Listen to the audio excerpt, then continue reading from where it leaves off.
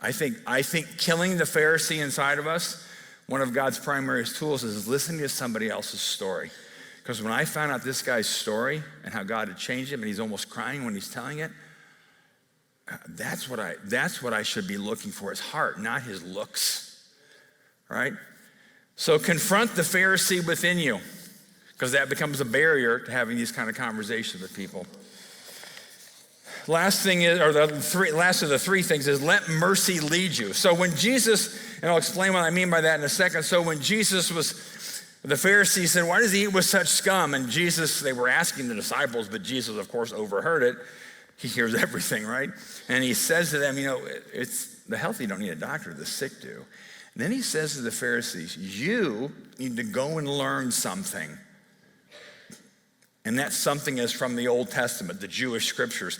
So Jesus was telling these very learned people who may have had some of the Old Testament memorized by heart, and he's telling them, you need to learn something. In Hosea chapter 6, verse 6, God said to the people, the Jewish people in that time, centuries ago, who were doing all these, they did all the right religious stuff, but God said to them, I desire mercy, not sacrifice. If you want to know me, you need to excel in mercy. And by sacrifice, God was basically saying in Hosea 6:6, I want you to embody my mercy in you. I don't really care about your religious traditions. Now, he wasn't saying those things didn't matter, but he's saying mercy matters way more. Let mercy lead you, not legalism, not doing the right thing at the right time.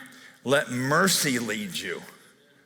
And then it was also later in the Gospel of Matthew, the disciples were doing something on the Sabbath. They were picking grain because they were hungry.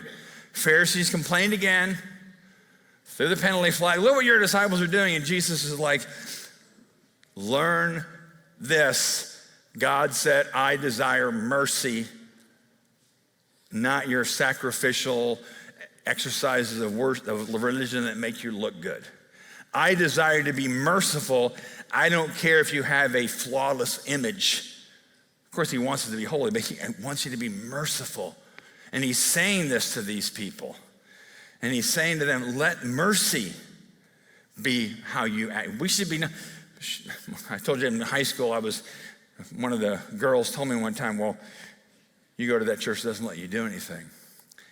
What would it be like if somebody said, oh, you go to Sherwood Oaks? That church seems very merciful and compassionate. Wouldn't that be what we want to be known as opposed to what we don't do or what we're against? No, we are for mercy and compassion. Mercy, let me talk about what that word means. So sometimes mercy we misunderstand as pity.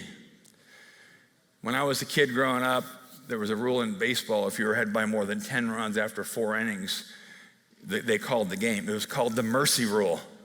Because we feel so bad for these people who are getting beat by 10 runs. But mercy is not pity. Mercy is kind of an essential part of the character of God that he wants in us. In Exodus chapter 34, when God first self-defined himself to Moses, and God defined himself as one of the things he said was, I am overflowing with mercy. And mercy means it's this kind of love that comes out of me. It's regardless of whether you deserve it or not. It's not a dutiful thing. I don't do it because I'm supposed to. I do it because there's a goodness in me and a love in me. The Hebrew word is hesed, but it shows up a lot in the Old Testament. It's this steadfast, everlasting love, the love that endures forever. It's the kind of love God has for us. Even though we were sinners, Christ died for us, right? So Jesus is saying to the Pharisees, that's what God wants in you. He wants that mercy in you, because that's the character of God. And quit playing these silly religious games where you're trying to figure out who's on the higher level of the ladder of spirituality. Let mercy lead you. Let mercy lead you. Don't let legalism lead you. Don't let fear lead you. Don't let condemnation lead you. So here's some examples of that I'll give you. So if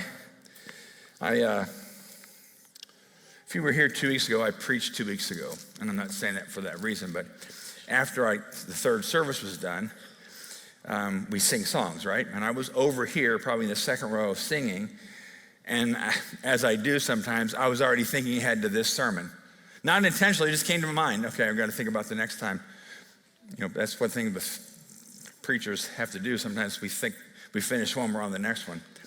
And I was thinking about the next sermon, which was today, sitting over there.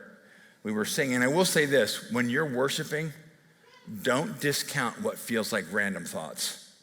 Because if you're opening your heart to God, then you get this open communication back to you. Maybe you'll think something that feels random, but it might be God. At least test it, right? So we're singing over here, and I'm thinking this passage, and I'm thinking where the Pharisees said, why does your teacher eat with such scum? I don't know why that came to my mind, but it did when we were singing. And I felt Jesus say to me, that's how you think of David. And it's not the person's name. It's not his real name. Person I know, not from this church, but that's how you think of David. And I felt like God said, you hold him in contempt. And I was like, I didn't say no. I said, but he deserves it. You know how he's treated me, God. He deserves it. He deserves the way I have to respond to him. He deserves it.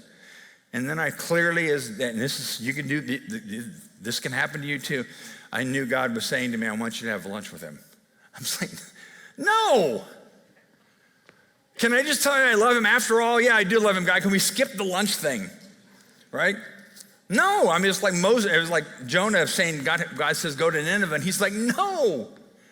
So I was like, no. I didn't even tell anybody about it. I didn't tell my wife about it. I knew what God wanted me to do, but I was balking, right? Monday, Tuesday, Wednesday, Thursday, I told Sean, when I was meeting with Sean and Maggie, I said, hey, I just want to pray for me about something. Because I don't know what to, I didn't say I don't know how to do this. I know what God wanted me to do. I just lacked the courage to do it.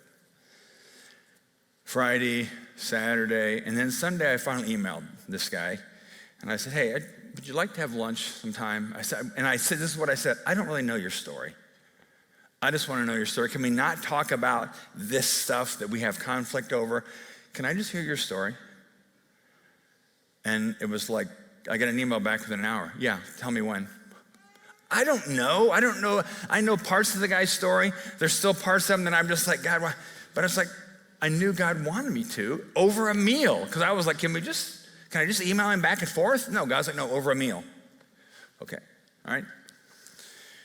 Another situation, I'm just talking about how mercy leads. Mercy was leading me because I knew it was God saying, I love this guy and I want you to know his story.